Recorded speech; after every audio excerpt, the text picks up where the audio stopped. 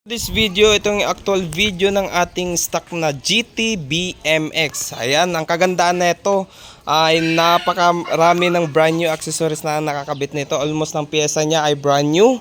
So, unahin natin muna, i-check muna natin kung gusto na gusto tong unit na to. Ayan, papakita ko muna ng buo. Ayan.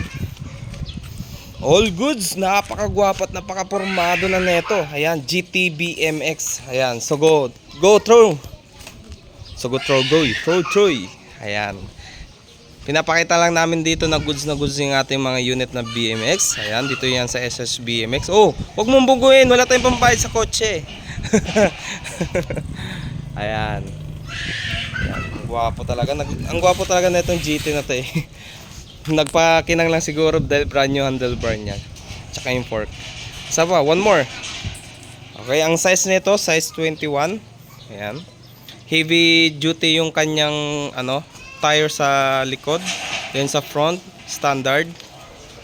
Ayan. So pinapakita namin na goods yung lahat ng mga ino-order nyo sa amin na BMX. Ayan. So papakita na namin yung specs nya. Ayan. OS yung kanyang handlebar. Ayan, brand new. Ayan, then naka GT post na rin tayo, rig. Ayan, steel frame. Ayan. Then heavy duty tire sa likod. Ayan, sa front standard.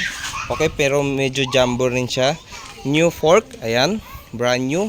Then brand new din po talaga tong kanyang chain, yung kanyang kadena, brand new po 'yan. Kinulay lang natin ng silver. Ayan.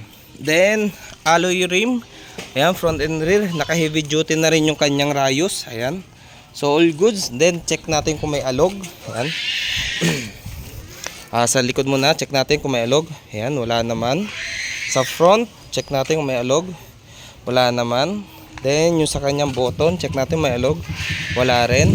Then, the last, yung sa kanyang handle post. Ayan, wala rin. Ang ganda talaga nito dahil OS siya. Then, kagandahan guys, sadya po ito para may butas sa kabilaan po yan. Ayan, kitang-kita nyo naman. Sadya na siya. So sa dating may-ari nito, sinadya na may butas ang ganyan. So hindi na namin tinapalan. Hindi ko alam sa purpose nito. Bakit may butas yan? Siguro para pag mabilis yung takbo, pumipito. So ayan, all goods. Then medyo maliit yung kanyang plato ayan, maliit, medyo maliit siya. So malambot siya i-pedal. Yan. Yan ang kagandahan niya, malambot yung i-pedal siya. Then jumbo tire, new cover seat, new handle grip, new handlebar, new handle post, new fork, new tires in front, sa front. Ayan, almost brand new. Ayan, for only 3,500. Yun lang mga kapadyak, for only 3,500. Dating 4,000, ngayon 3,500 na lang po yan. Ibabargain na po natin. Ayan, dito lang po yan sa SS BMX. Ayan. So hanggang dito na lang po mga kapadyak. Thank you and God bless.